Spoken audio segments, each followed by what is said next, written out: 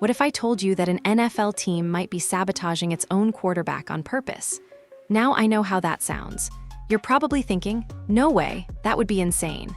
But after what analysts, fans, and even former NFL players have found on tape, it's starting to look less like bad football and more like a coordinated hit job. And the target?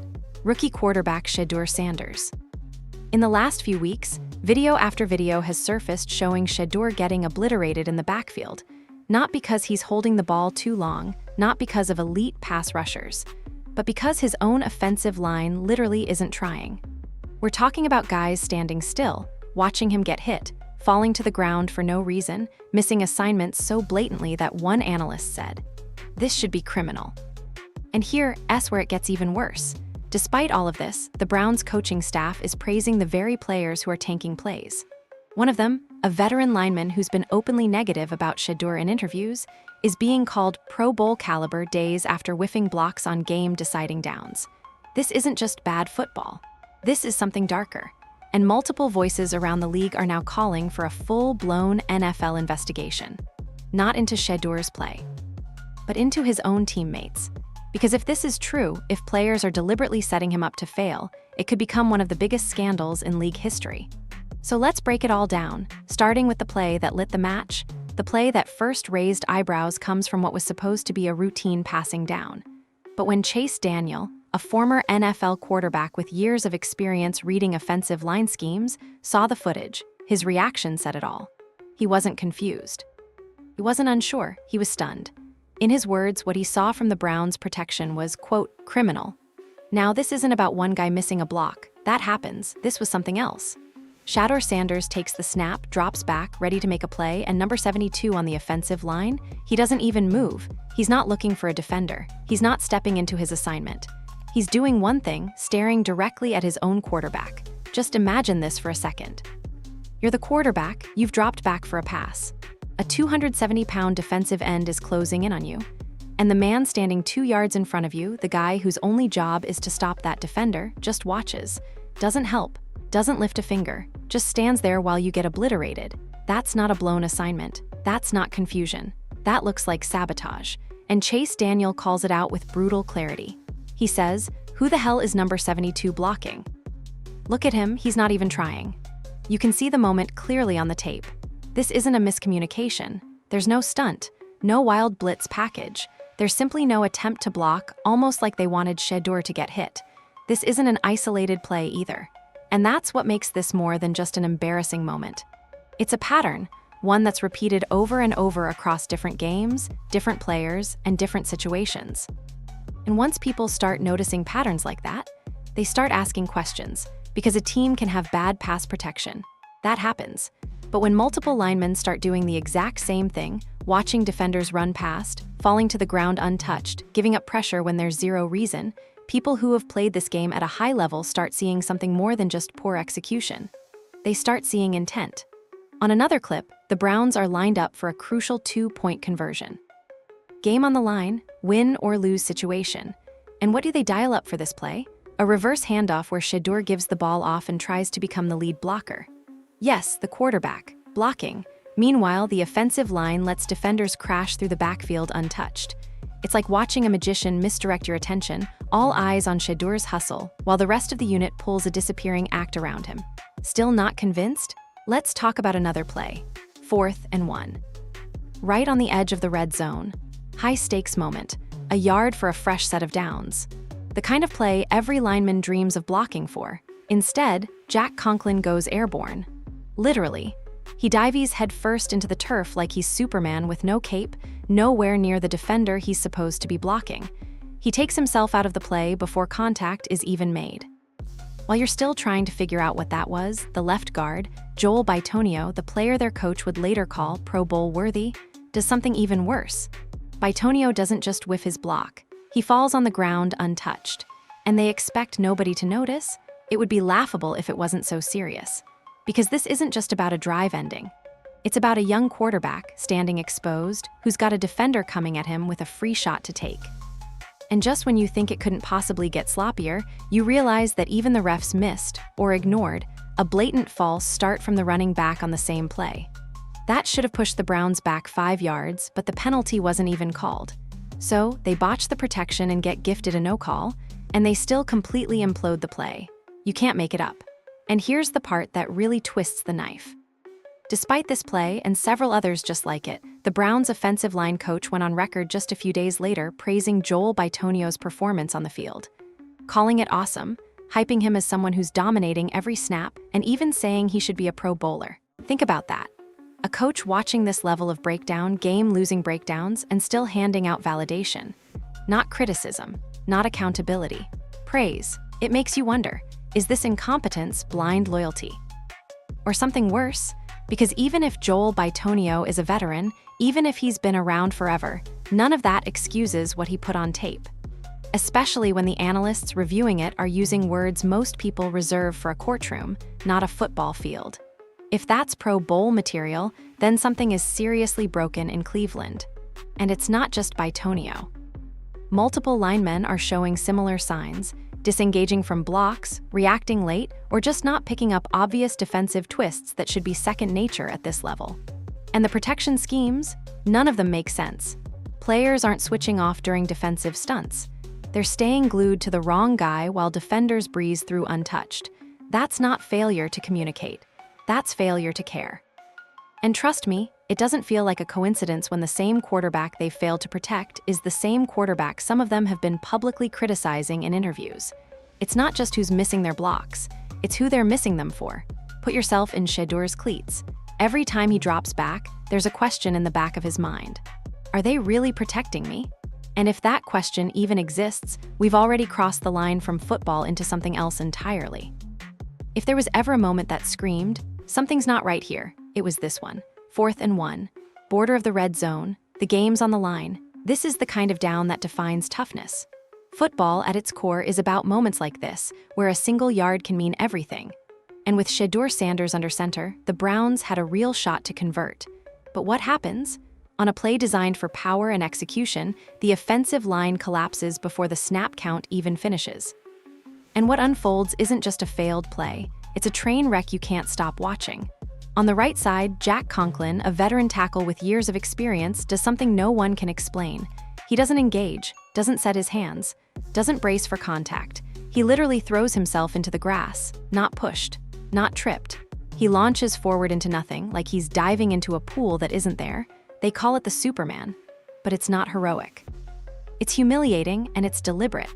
Rewind the clip, slow it down. There's no defender initiating that move. He simply removes himself from the entire equation, leaving Shedeur unprotected and exposed. And just when you think that's the disaster of the play, Joel Bitonio somehow makes it worse. The guy the line coach just praised for fighting like a warrior, he folds. Not metaphorically, literally. He falls forward, flat onto the ground, without touching a soul. No contact. No trip. No punch off the line of scrimmage, just down. The closest thing to engagement is gravity. It's like the entire offensive line got a memo that said, "Don't block on this one." And then 2 defenders walk through, completely untouched. Not because of confusion, not because they ran a beautiful twist or executed a disguised blitz. There were no trick schemes here. This was about effort, execution, and in this case, a complete lack of both. So what exactly are we supposed to believe? That 2 seasoned linemen, one a longtime vet, the other being publicly propped up for the Pro Bowl, just coincidentally forgot how to do the most basic part of their job in the most important moment of the game? That doesn't happen. This wasn't a preseason game. This wasn't garbage time. This was 4th and 1 with everything on the line. And the blocking effort wasn't just bad, it looked theatrical, like a dress rehearsal for something other than football. And what really lights the fuse after that? That false start no one talks about. Go back and watch it again. The running back clearly moves early, blatant false start. Clear as day. But the referees, for whatever reason, don't call it. No flags, no stoppage. Somehow they miss it. And despite that lucky break, despite the gift of a free play without a 5-yard setback, the Browns still managed to implode the moment. No blocking, no urgency. Just 2 grown men throwing themselves at invisible enemies while their rookie QB takes another hit he never should have had to deal with. Now let's put this in context. 2 offensive linemen blow a crucial short yardage play by essentially jumping out of the way. A false start doesn't get called. No adjustments are made the following week. And then, 2 days later, the offensive line coach publicly praises Joel Bitonio's play from that week. Says he's blown away by what Bitonio does for the team. Think about what that means. Either the staff didn't watch the tape, or they watched it and chose to lie publicly anyway. What's more likely? Because if you're an NFL coach and you're watching your guy go belly first into the grass rather than block in a do-or-die moment, and your response is, yeah, that guy's elite, then it's not just the players out of position, it's the franchise. And then you zoom out and remember, this is the same player who's reportedly spoken negatively about Shedeur off the field. The same lineman who's been described by insiders as someone not sold on the young quarterback. When you start connecting dots between bad blocking, off-field friction, and baffling praise from superiors, it paints a picture that's no longer blurry. Shedeur isn't just getting hit. He's being left to fend for himself by the very people paid to protect him. And it's not one guy, it's multiple. It's not 1 week, it's a trend. And worst of all, there's no accountability, no benchings. No quotes from leadership questioning effort. Just silence or worse, applause. That's why analysts aren't just critiquing missed blocks anymore. They're using words like intent, sabotage, and internal investigation. That 4th and 1 wasn't just a failed football play. It was a turning point. A moment where millions of viewers saw what analysts had been whispering behind closed doors for weeks. There's something rotten in Cleveland's locker room. Because no matter how much players might disagree with a quarterback, when it's 4th and 1, you block, period. If you don't, someone gets hurt, or worse, a career gets derailed. And Shedeur Sanders is getting hit like nothing he does matters. Not because he's sloppy, not because he doesn't know what he's doing, but because the system around him has stopped pretending. And if you're still writing this off as coincidence, just wait. Because what's coming next doesn't just raise questions, it practically demands answers. After watching Shedeur get repeatedly demolished behind an offensive line that looked more like stagehands in a bad theater production, you'd assume the coaching staff would start demanding accountability. Maybe reshuffle the rotation. Call players out publicly. Something, anything. But instead, the exact opposite happened. Joel Bitonio, the same offensive lineman who literally fell to the ground untouched on 4th and 1, allowing his quarterback to be blindsided, wasn't just forgiven.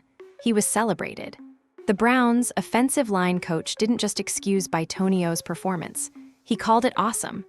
He said he's blown away by him every week.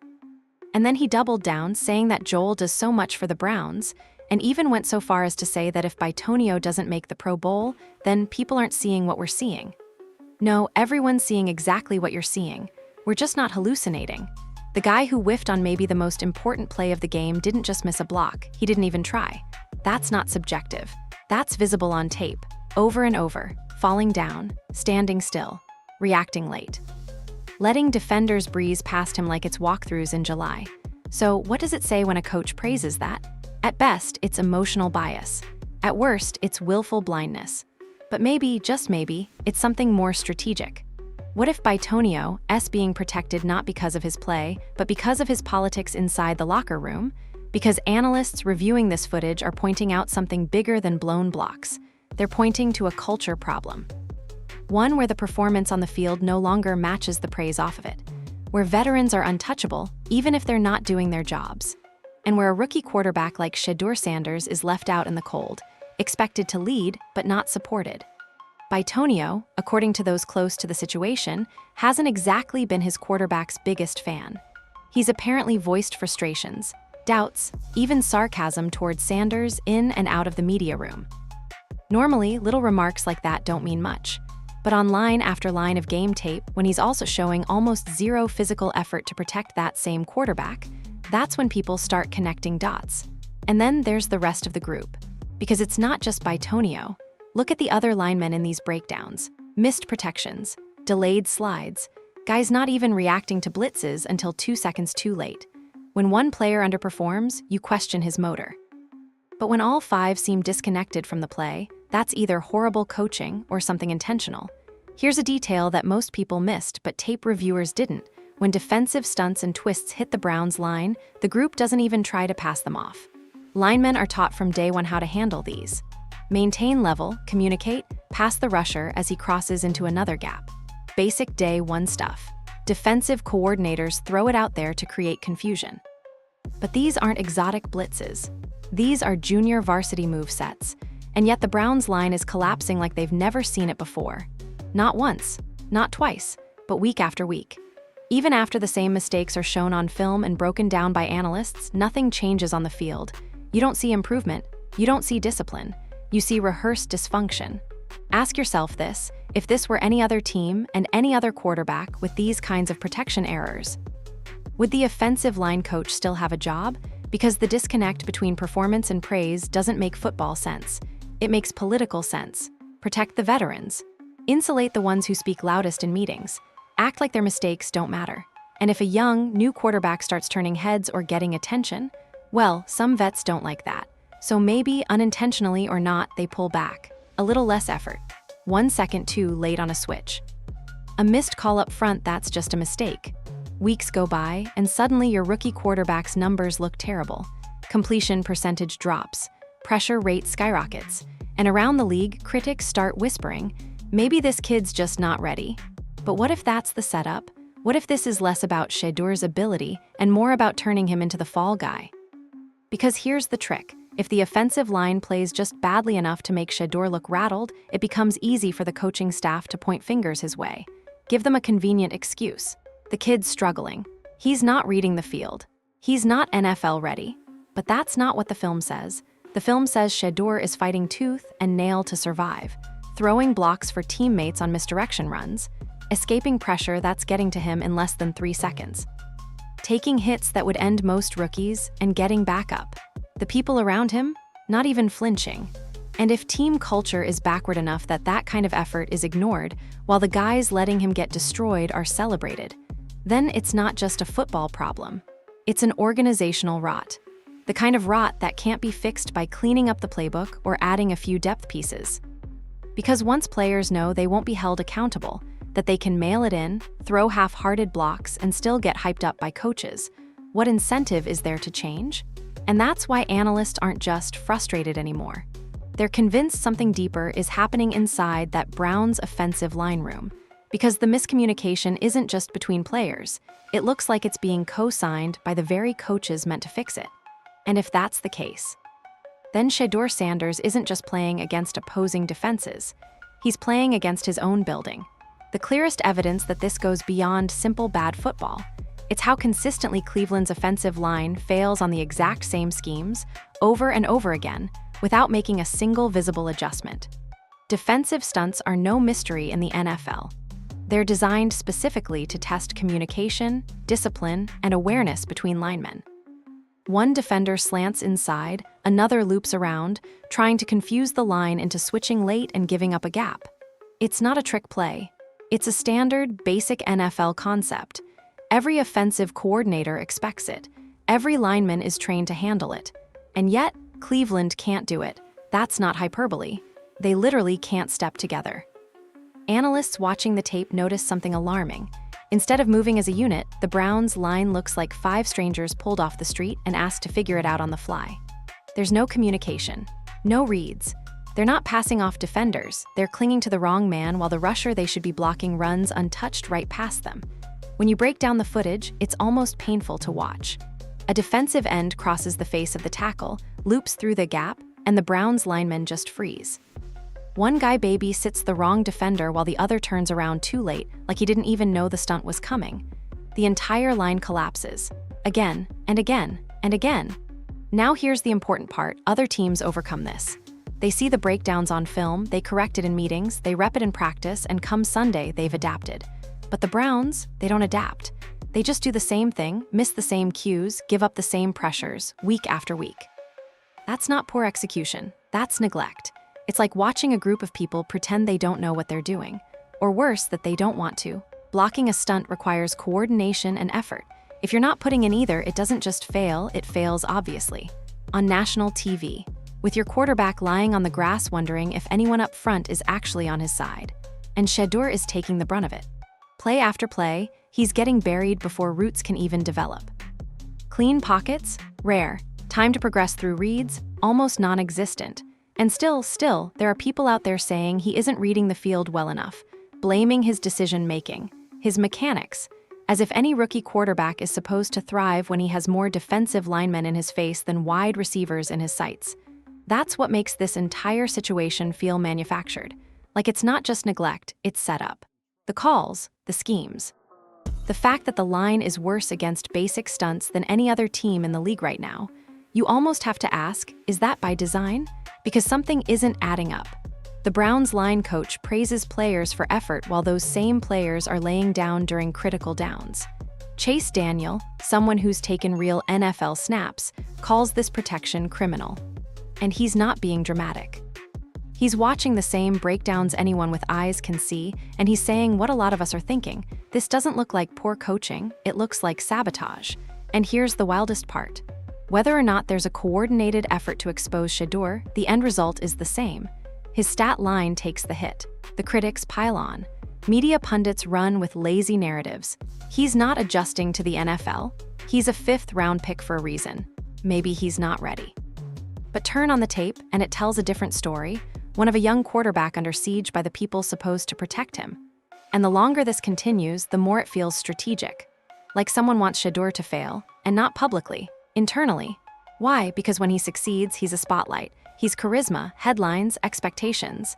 But when he fails, the blame can be reassigned. Maybe to him, maybe to his father, maybe to the media that's been hyping him up nonstop. It's convenient. Sabotage doesn't always come with a whistleblower. It doesn't always come with a paper trail. Sometimes it looks like a group of grown men taking half steps. Sometimes it looks like silence in the meeting room after a failed play. Sometimes it looks like a line coach smiling wide after his star pupil takes a dive on 4th and 1, and smiling again in front of reporters the next day. And that's where we start pushing towards something darker than strategy. It's culture. Because these guys aren't just failing, they're getting rewarded for it. They're being praised, protected, propped up as leaders. While Shedeur, who's absorbing physical punishment and media backlash week after week, is being quietly hung out to dry. That's not just a football problem. That's a systemic issue inside a locker room, a leadership issue that points straight to the top. An unwillingness to call out what's broken. A culture that lets veterans off the hook while the young quarterback becomes the scapegoat. And if this culture doesn't change fast, Shedeur's not the only one who will suffer from it, because let's be real. If your offensive line can collapse every week and you still hand out compliments and Pro Bowl hype, how long before the rest of the locker room gets the message? How long before effort becomes optional? Before speaking your mind becomes misunderstood as betrayal? What happens when that becomes your normal? You lose your quarterback, you lose your locker room, and eventually, you lose the franchise. While the line folds, while coaches hand out praise to underperformers, and while analysts start circling the Browns like sharks in bloody water, Shedeur Sanders, he's not quitting. Forget the stats for a second. Forget the media speculation and the endless comparisons to other rookies. Look at the tape. There's a quarterback in Cleveland who's under relentless pressure, absorbing more hits than most starters take all season, and still showing up. Still taking the next snap. Still leading an offense that might be the most dysfunctional in the league. That doesn't happen by accident. Let's be honest, most rookies would have cracked by now, lose confidence, show frustration on the sideline, start getting cautious, start checking down every play just to survive.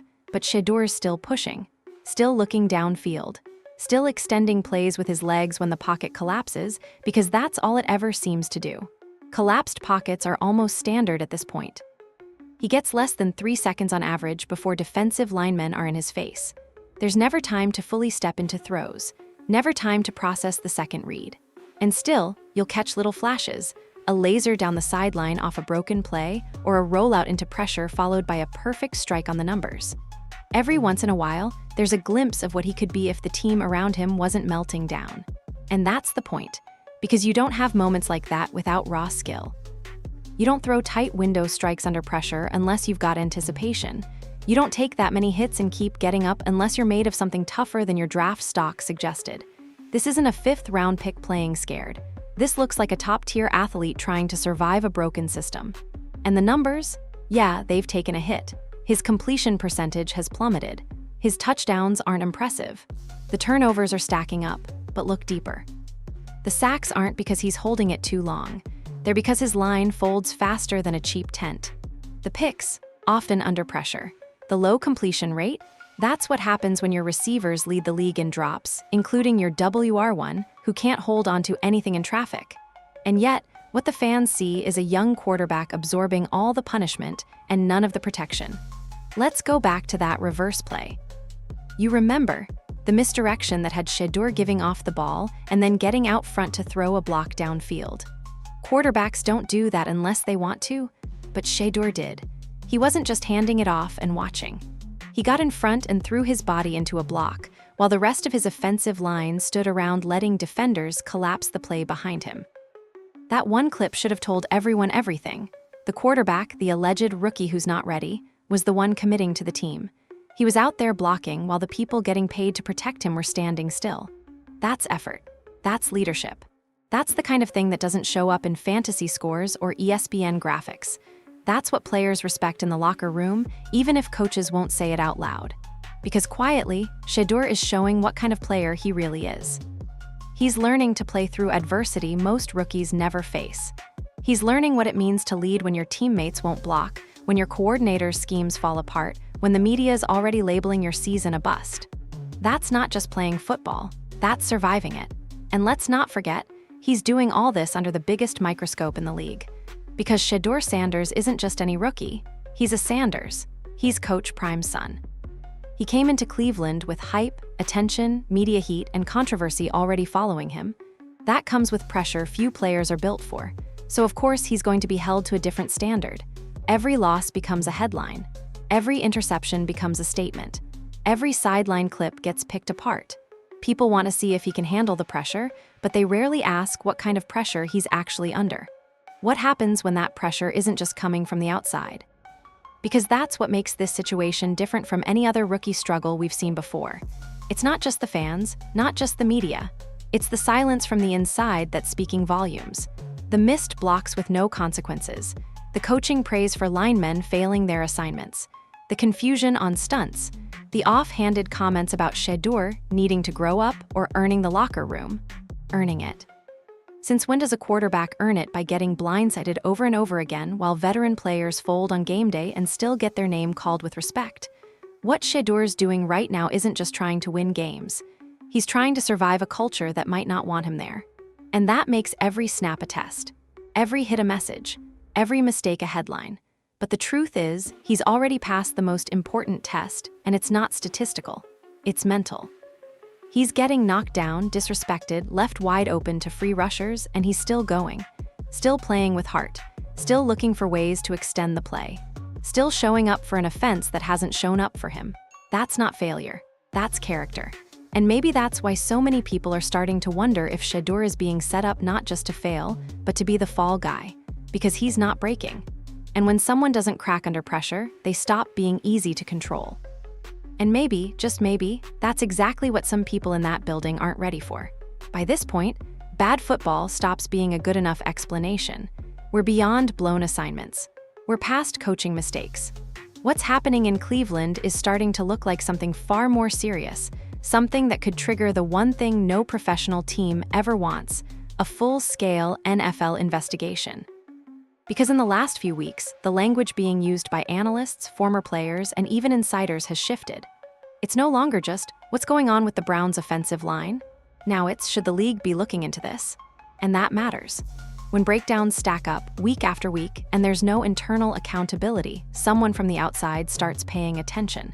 And here's why this could get really messy. The NFL doesn't just investigate for competitive fairness. It steps in when issues start approaching the realm of intentional misconduct, especially when it puts a player's health and career at risk. That means if coaches knowingly allow inadequate protection, if players are caught refusing to engage on assignments, or if there's even a whisper of sabotage behind closed doors. That stops being a team problem. That starts becoming a league problem. And according to some recent analysis, that line may already have been crossed. Because what's been shown on tape isn't just bad technique. It's behavior that looks deliberate. How else do you explain a guard literally falling over untouched on an all-or-nothing 4th and 1? Or a tackle diving at no one, but making it look like contact? And when you combine that with players who have a documented history of clashing with Shedeur off the field, the optics become undeniable. This isn't football anymore. This is something closer to sabotage. Which is why one analyst didn't hesitate to use a word no one throws around lightly.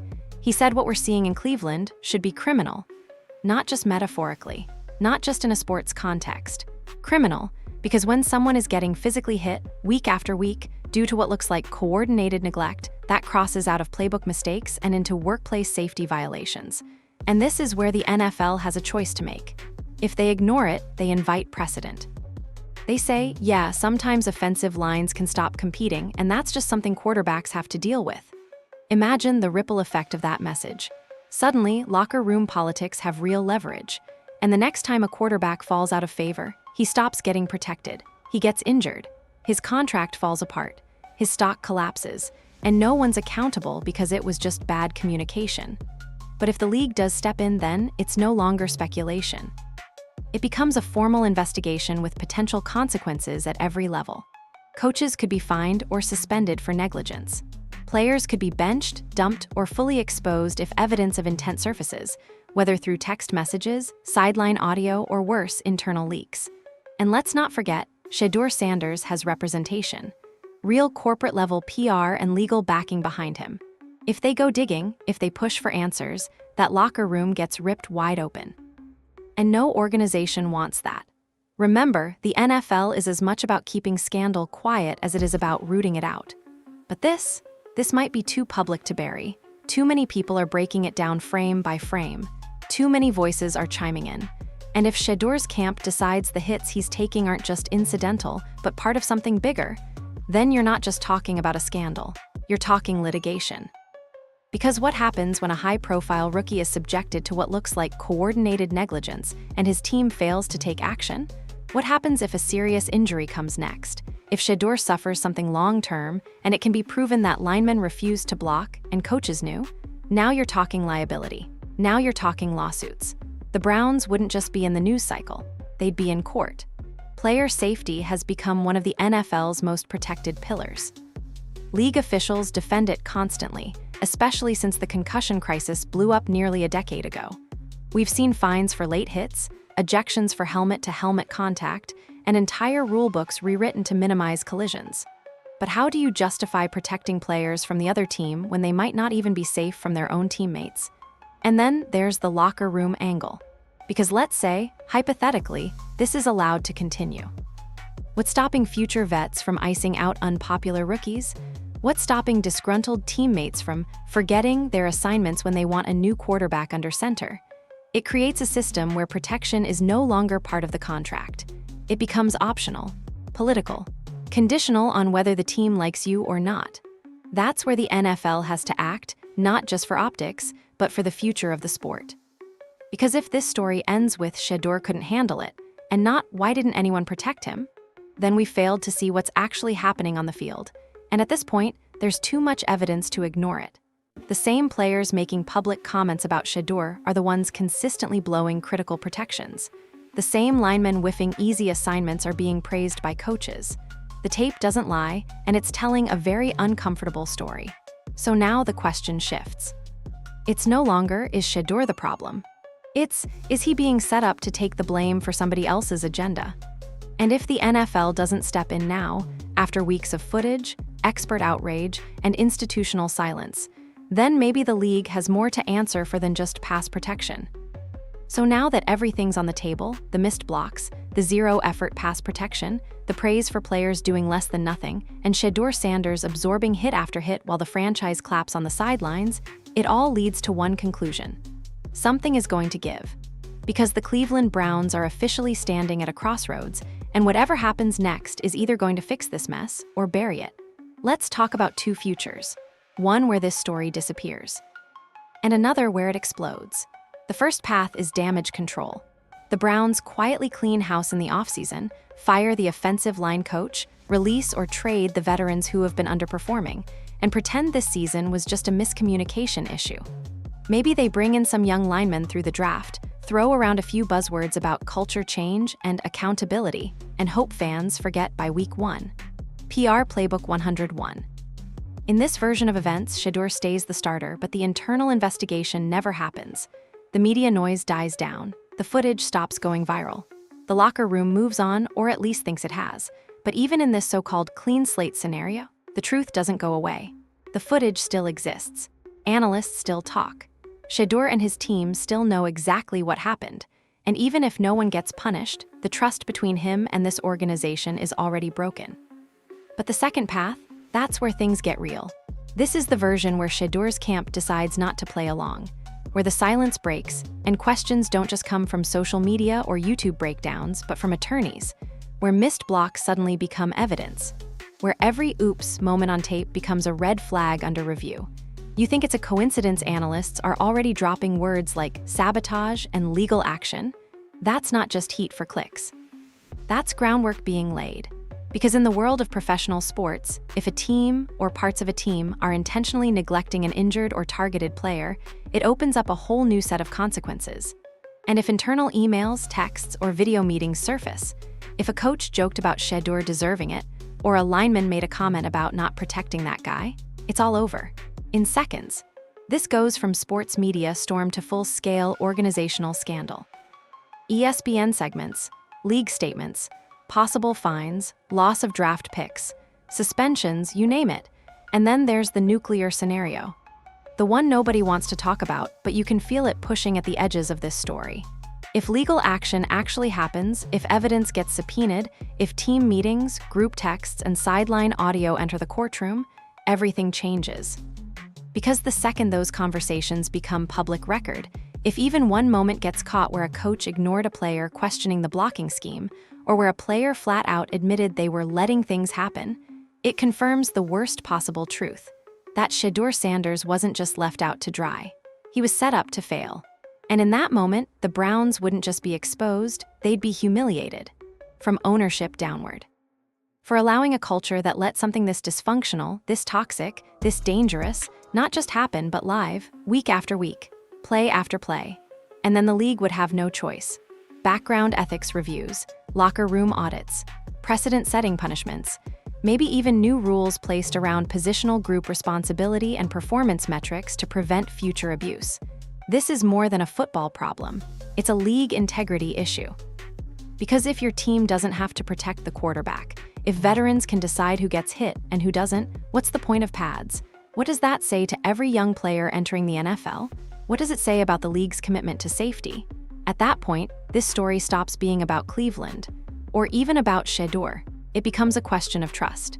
Can fans trust the leagues they love? Can quarterbacks entering difficult situations trust the linemen in front of them? Can rookies still earn respect through work and heart, or does politics still get the final say? What started as a few missed assignments on tape is quickly becoming one of the biggest integrity questions the league has faced in years. And while the Browns stay silent, while coaches deflect, and while teammates throw tired cliches into press conferences, Shedeur keeps standing tall in the pocket, taking the hits, holding the offense together, doing what nobody else around him seems to be doing, showing up.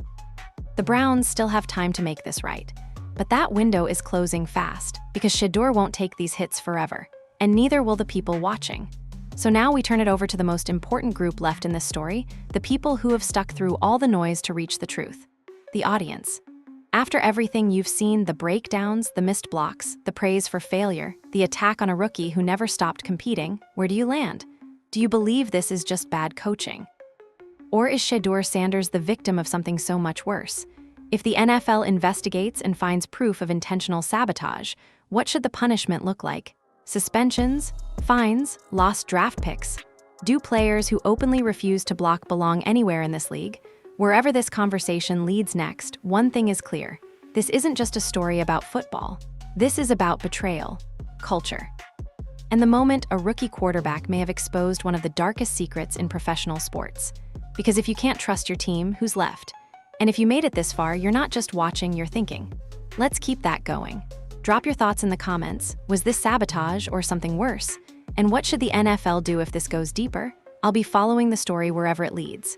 When new footage drops or if the league finally responds, I'll be back with every update. Until then, protect your people and question everything.